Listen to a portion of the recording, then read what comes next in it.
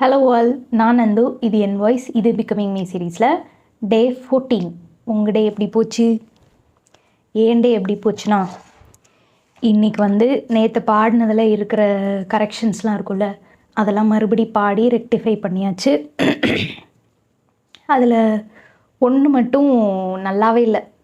இந்த பாட்டு இருக்குல்ல, ஒரு கிளி உருகுது ஒரு மயில் பழகுது, அந்த பாட்டு இருக்குல்ல, அந்த பாட்டு நான் நல்லாவே பாடலை. அது என்னன்னு தெரில, அதில் இருக்கிற சங்கதிஸ்லாம் எனக்கு கரெக்டாக வரல. எனக்கு அது இன்னும் நிறையா ப்ராக்டிஸ் பண்ணி தான் பாடணும். அதை மட்டும் நான் கொஞ்சம் தள்ளி வச்சிட்டேன். மற்றதெல்லாம் வந்து ரெக்டிஃபை பண்ணியாச்சு. அதுக்கப்புறம் ஒரு சிலருக்கு டெக்ஸ்ட் பண்ண வேண்டியது இருந்துச்சு, அதெல்லாம் டெக்ஸ்ட்டெல்லாம் பண்ணிவிட்டு அப்புறம் வந்து இன்றைக்கி என் ஃப்ரெண்டு ஒரு பையன், அவன் வந்து இந்த கவிதைகள்லாம் எழுதியிருக்கான். அவன் வந்துன்னு என்னத்தை தான் வந்துன்னு தெரில. அவன் என்ன பண்ணால் எனக்கு அனுப்பி எப்படி இருக்குன்னு படித்து பார்த்து சொல்ல அப்படின்னு சொன்னான். அவனுக்கு வந்து இந்த ஒரு ஐடியா இருக்குது, புக்கா போடணும் அப்படின்னு ஒரு ஐடியா இருக்குது. அதனால் எனக்கு அனுப்பி அதை படித்து பார்க்க சொன்னான். அந்த வேலையை பார்த்தேன்.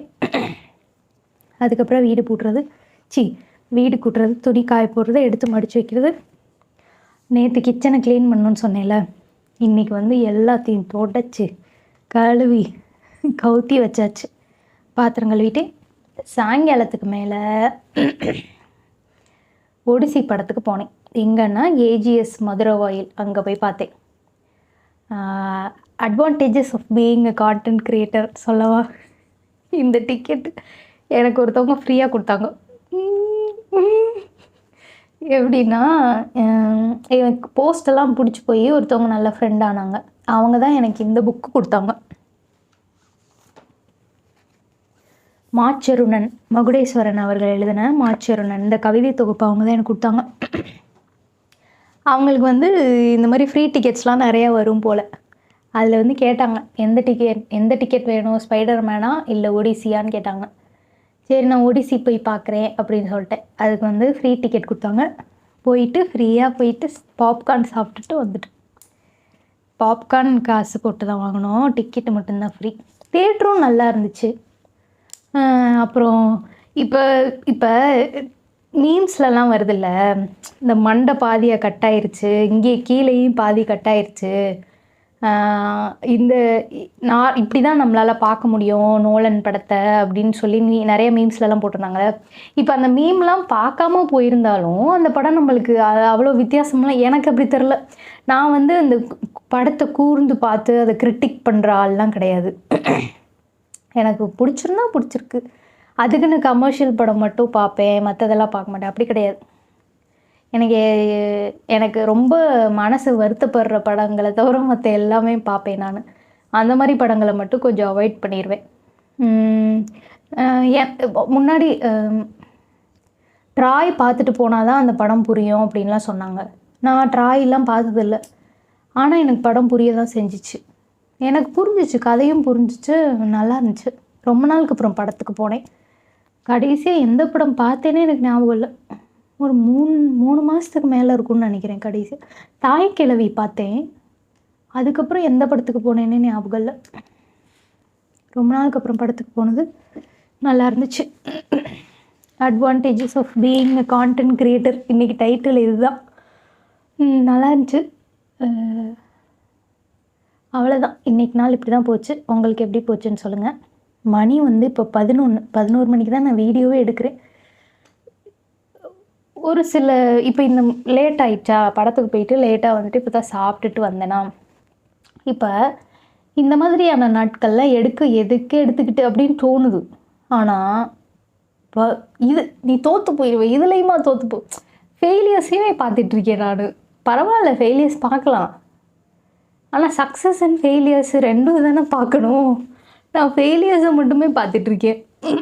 சரி, இதுலேயும் நீ ஃபெயில் ஆகிடக்கூடாது நந்தனா அப்படின்னு தான் இப்போ இவ்வளோ வெறி குண்டு இந்த வீடியோவை வந்து பண்ணிகிட்ருக்கேன். என்றைக்காவது ஒரு நாள் நிப்பாட்டுவேன், பேர்ன் அவுட் ஆகி. அது என்றைக்குன்னு தான் தெரியல. இன்றைக்கி வந்து நான் பொண்ணு மாதிரி இருக்கேனா, இந்த செயின் இதெல்லாம் போட்டு. எனக்கு இது வந்து ரொம்ப பிடிச்ச ஸ்மைலி. அந்த ஸ்டார் இருக்கும்ல, எப்படி ஸ்டார் இருக்கும், மேலே ஒரு ஸ்டார் இருக்கும், அந்த ஸ்டார் வந்து எனக்கு ரொம்ப பிடிச்ச ஸ்மைலி. அதே மாதிரி எனக்கு இது ஒரு கிஃப்ட்டு. எனக்கு பிடிக்கும்னு தெரியாமலே இது கிஃப்டாக ஒருத்தவங்க பண்ணாங்க. எப்படியாப்பட்ட ஆட்கள்லாம் நான் கூட வச்சுருக்கேன் பார்த்தீங்களா சார். ஒரு சில நேரம் அதெல்லாம் யோசிக்கும்போது கிரேட்ஃபுல்லாக இருக்கும். பாரு உனக்கு பாரு கிஃப்ட்லாம் வருது அப்படின்னு.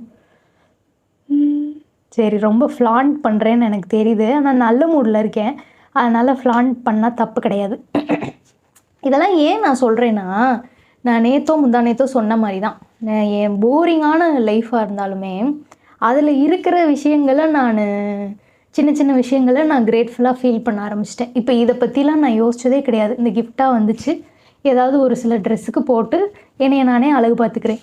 ஆனால் இதை பற்றி யோசிச்சு நம்மளுக்கு இப்படி நம்ம இந்த ஸ்மைலி நம்மளுக்கு தெரியும்னு தெரியாமல் நம்மளுக்கு கிஃப்ட் பண்ணுற ஆட்கள்லாம் நம்ம கூட வச்சுருக்கோமே அப்படின்லாம் சொல்லி நம்ம கிரேட்ஃபுல்லாக ஃபீல் பண்ண வைக்குதில்ல. இதுதான் வந்து சின்ன சின்ன விஷயங்களில் சந்தோஷத்தை தேடுறது. அது வந்து இந்த சீரீஸ் மூலமாகவும் நான் கிராட்டிடியூட் எழுதுறது மூலமாகவும் எனக்கு வருது. அது எனக்கு கொஞ்சம் சந்தோஷமாக இருக்குது. அவ்வளோதான். இன்றைக்கி டே வந்து இப்படி தான் போச்சு. உங்களுக்கு எப்படி போச்சுன்னு சொல்லுங்கள். வேறு எதுவும் சொல்லணும்னு நினச்சேனா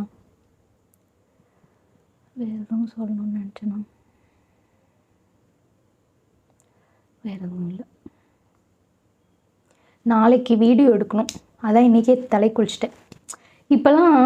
இப்போன்னு இல்லை, ஒரு 2-3 வருஷமாகவே வீடியோ எடுக்கிறதுக்கு ஏற்ற மாதிரி தான் என்னோடய தலை குளிக்கிற சைக்கிளும் மாறுது. இதெல்லாம் சொன்னால் நம்புவாங்களானே தெரில. வெளியே முன்னாடிலாம் எப்படி இருக்கும், வாரத்துக்கு ஒரு நாள், ஸ்கூல் படிக்கும்போதெல்லாம் வாரத்துக்கு ஒரு நாள், அதுக்கப்புறம் காலேஜ் போகும்போது வாரத்துக்கு ஒரு நாள் தான், அதுக்கப்புறம் வாரத்துக்கு 2 நாள் அச்சு குளிக்கணும், அந்த தலை குளிக்கணும், அப்படி இருந்துச்சு. இப்போல்லாம் எப்போ வீடியோ எடுக்கணுமோ அப்போ தலை குளிச்சுக்கலாம். இல்லை எப்போ வந்து வெளியே எங்கேயாவது போகணும் அப்படின்ற ஒரு மேண்டேட்ரியான மீட்டிங்ஸ் வருதோ அப்போ தலை குளிச்சுக்கலாம். எதுக்கு அப்படின்ற மாதிரி இருக்குது. அதனால் இன்றைக்கி வந்து ஒடிசி படத்துக்கு போனேன்னா சரி கொஞ்சம் அழகாக வந்து மேக்கப்லாம் போடலான்னு நினச்சேன். ஆனால் டைம் ஆயிடுச்சு. இப்படி தான் நான் எப்பயுமே பண்ணுறேன். இப்போ 5 மணிக்கு போகணுன்னு 5 மணிக்கு வீட்டை விட்டு கிளம்பணும்னு தெரியும். சரி, அப்போ 4 மணிக்கு அது ரெடியாக ஆரம்பித்தா தான் 1 மணி நேரம்லாம் ஆகாது. நான் சொல்கிறேன், இப்போ ஸ்ட்ரைட்டன்லாம் பண்ணணும், முடியை ஸ்ட்ரைட்டன் பண்ணணும்னு நினைக்கிறேன். அப்படிலாம்னா 4 மணிக்கு ஆரம்பித்து 5 மணிக்கு வீட்டை விட்டு கிளம்பணுன்னு இருந்தால் நான் வந்து 4ன்னு ஃபிக்ஸ் பண்ண மைண்டிலேருந்து வெளியே வந்து சரி 4:30க்குன்னா கரெக்டாக கிளம்பிடுவோம் அப்படின்னு சொல்லி புஷ் பண்ணி அறக்க பறக்க 5 மணிக்கு கிளம்புவேன். இது எனக்கு பிடிக்கல தான். எனக்கு வந்து லேட்டாக போகக்கூடாது. சரியா? அப்போ எந்த டைமை நம்ம காம்ப்ரமைஸ் பண்ணிக்கலாம்? இந்த மாதிரி மேக்கப் போடுற டைமை காம்ப்ரமைஸ் பண்ணிக்கலாம்.